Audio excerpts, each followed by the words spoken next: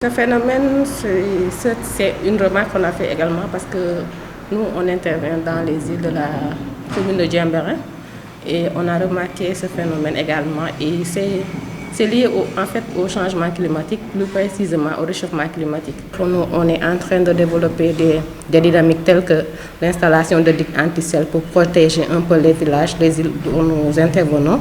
Et tout récemment, on était à Nikine, on a appuyé la population à installer une réhabilitation de digues anti-sel pour vraiment protéger les terres rizicoles par exemple. Il y a d'autres mesures d'adaptation également. Et ça fait peur, comme je l'ai dit, hein, ça fait peur parce que quand on habite vers les côtes et qu'on voit qu'il y a l'avancée de la mer, qu'on voit qu'il y a les vagues qui sont beaucoup plus fortes par rapport à ce que nous savons.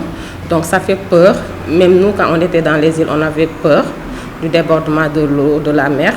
Donc c'est vrai que ça fait peur, mais il y a des mesures d'adaptation, comme je l'ai dit.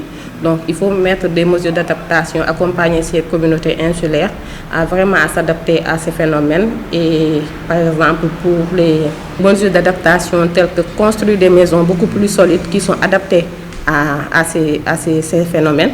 Il y a aussi d'autres phénomènes, comme je l'ai dit, en dehors des reboisements de la mangrove, il y a des reboisements côtiers, mais il y a des reboisements des forêts également que les gens ont l'habitude de faire.